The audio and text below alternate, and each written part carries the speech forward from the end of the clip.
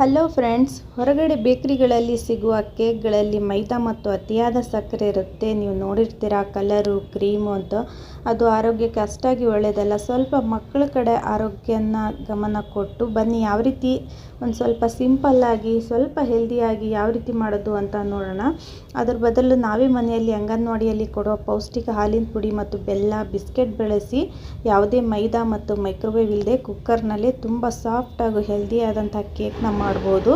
ಇದು ಹೊರಗಿನ ಬೇಕ್ರಿ ಕೇಕ್ಗಿಂತ ತುಂಬ ಆರೋಗ್ಯಕರ ಮತ್ತು ಪೌಷ್ಟಿಕಾಂಶ ತುಂಬಿದ ಸ್ನ್ಯಾಕ್ಸ್ ಅನ್ಬೋದು. ಬನ್ನಿ ಇದನ್ನು ಹೇಗೆ ಮಾಡೋದು ಅಂತ ನೋಡೋಣ. ತುಂಬಾ ಈಸಿಯಾಗಿ, ಮಾಡೋಕ್ಕೆ ಬರದೇ ಇರೋರು ಕೂಡ ಮಾಡ್ಬೋದು, ಅಷ್ಟು ಸುಲಭವಾಗಿ ಮಾಡ್ಬೋದು. ವಿಡಿಯೋ ಸ್ಕಿಪ್ ಮಾಡದೆ ಪೂರ್ತಿಯಾಗಿ ವಿಡಿಯೋ ನೋಡಿ, ಆವಾಗ ನಿಮಗೆ ಅರ್ಥ ಆಗುತ್ತೆ.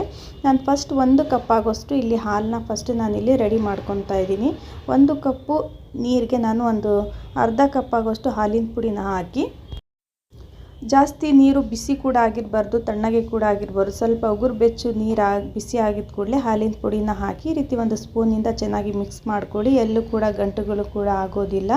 ಈ ರೀತಿ ಮಿಕ್ಸ್ ಮಾಡಿದಾದಮೇಲೆ ಒಂದು ಕುದಿ ಬಂದಾದಮೇಲೆ ಇದನ್ನು ನಾವು ಫುಲ್ಲು ತಣ್ಣಗಾಗೋಕ್ಕೆ ಇಟ್ಕೋಬೇಕು. ಫುಲ್ಲು ತಣ್ಣಗಾಗುವವರೆಗೂ ನಾವಿಲ್ಲಿ ಕ್ರೀಮ್ನ ರೆಡಿ ಮಾಡ್ಕೊಳ್ಳೋಣ. ನೀವು ಬೇಕಿದ್ದರೆ ಮನೆಯಲ್ಲಿರುವಂಥ ಹಾಲನ್ನು ಕೂಡ ಯೂಸ್ ಮಾಡ್ಬೋದು. ಬನ್ನಿ, ಇವಾಗ ನಾನು ಒಂದು 5 ಪ್ಯಾಕೆಟ್ ಬಿಸ್ಕೆಟ್ನ ತೊಗೊಂಡಿದ್ದೀನಿ. ಕ್ರೀಮ್ ಚಾಕ್ಲೇಟ್ ಫ್ಲೇವರ್ ಬಿಸ್ಕೆಟ್ನ ತೊಗೊಂಡಿದ್ದೀನಿ. ಇದನ್ನು ಒಂದು ಸ್ವಲ್ಪ ಸಣ್ಣದಾದಂಥ ಪೀಸ್ನ ರೆಡಿ ಮಾಡ್ಕೊಂಡ್ಬಿಟ್ಟು ಕೈಯಲ್ಲಿ ಈ ರೀತಿ ಮುರ್ಕೊಳ್ಳೋಣ. ಈ ರೀತಿ ಮುರ್ಕೊಂಡ್ಬಿಟ್ಟು ಪೂರ್ತಿಯಾಗಿ ಈ ರೀತಿ ಪೌಡ್ರ್ ಮಾಡ್ಕೊಳ್ಳೋಕ್ಕೆ ತುಂಬಾ ಈಸಿ ಆಗುತ್ತೆ. ಇದನ್ನು ನಾವು ಮಿಕ್ಸಿ ಜಾರಿಗೆ ಫುಲ್ ಪೌಡರ್ ಮಾಡಿ ನಾನು ಈ ರೀತಿ ರೆಡಿ ಮಾಡಿ ಇಟ್ಕೊಂಡಿದ್ದೀನಿ. ಒಂದು ಬಟ್ಟಲಿಗೆ ಪೂರ್ತಿ ಪೌಡ್ರ್ ಮಾಡಿ ಈ ರೀತಿ ಇಟ್ಕೊಳ್ಳಿ. ಇದಕ್ಕೆ ನಾನು ಒಂದು 2 ಸ್ಪೂನ್ ಆಗುವಷ್ಟು ಅಂಗನವಾಡಿಯಲ್ಲಿ ಕೊಡುವಂತಹ ಆರ್ಗಾನಿಕ್ ಬೆಲ್ಲನ ಸಿಹಿಗೋಸ್ಕರ ಬಳಸ್ಕೊತಾ ಇದ್ದೀನಿ. 2 ಸ್ಪೂನು ಆರ್ಗಾನಿಕ್ ಬೆಲ್ಲನ ಹಾಕ್ಕೊತಾ ಇದ್ದೀನಿ. ನೀವು ಬೇಕಾದರೆ ಮನೆಯಲ್ಲಿ ಸಿಗುವಂಥ ಬೆಲ್ಲನಾದರೂ ಹಾಕ್ಕೊಳ್ಳಿ, ಇಲ್ಲಾಂದರೆ ನಿಮ್ಮ ಇಷ್ಟ. ನೀವು ಸಕ್ಕರೆ ಪುಡಿನಾದರೂ 2 ಸ್ಪೂನ್ ಆಗುವಷ್ಟು ಸಕ್ಕರೆ ಪುಡಿನಾದರೂ ಹಾಕ್ಕೋಬೋದು. ಇದನ್ನು ಚೆನ್ನಾಗಿ ಈ ರೀತಿ ಮಿಕ್ಸ್ ಮಾಡ್ಕೊಳ್ಳಿ. ಹಾಗೆ ಯಾರೆಲ್ಲ ವಿಡಿಯೋ ನೋಡ್ತಾ ಇದ್ದೀರಾ, ವಿಡಿಯೋಗೆ ಲೈಕ್ ಕೊಡೋದನ್ನು ಮರಿಬೇಡಿ. ಹಾಗೆ ಹೊಸಬ್ರು ನಮ್ಮ ಚಾನಲ್ಗೆ ಭೇಟಿಯಾಗಿದ್ದರೆ ಚಾನಲ್ಗೆ ಸಬ್ಸ್ಕ್ರೈಬ್ ಆಗಿ ಬೆಲ್ಲೈಕನ್ನ ಆನ್ ಮಾಡ್ಕೊಳ್ಳಿ. ನಾನು ಹಾಕೋ ಪ್ರತಿಯೊಂದು ವಿಡಿಯೋ ಕೂಡ ನೀವು ಮೊದಲು ನೋಡ್ಬೋದು.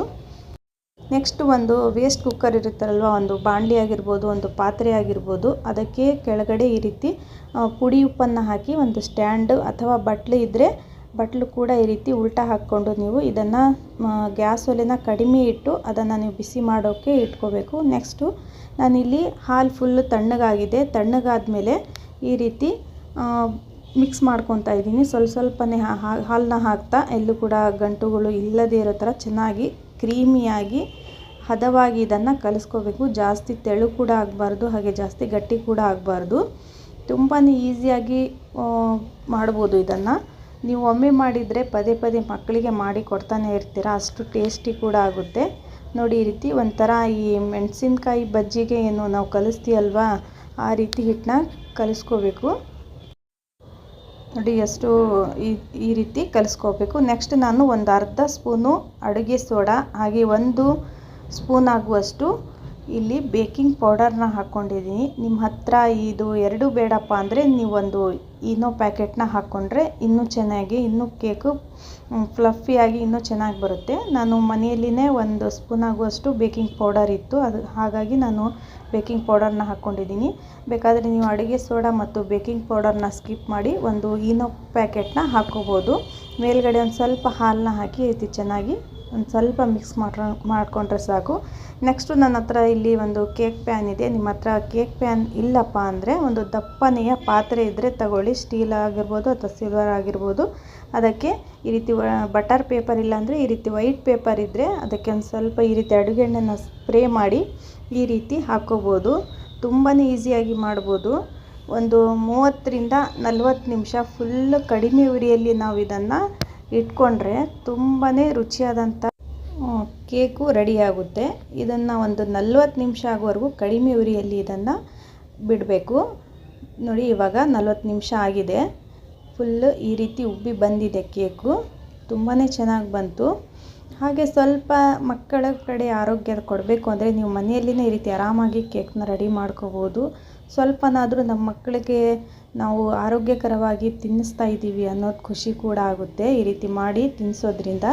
ನೋಡಿ ಇವಾಗ ಈ ಚಾಕುವಿನಿಂದ ಸೈಡ್ ಪೂರ್ತಿ ಅಲ್ಲೇ ಬಿಟ್ಕೊಂಡಿದೆ. ಇದು ಫುಲ್ ತಣ್ಣಗಾದ್ಮೇಲೆ ಇದನ್ನು ನಾವು ಹೊರಗಡೆ ತಕ್ಕೋಬೇಕು.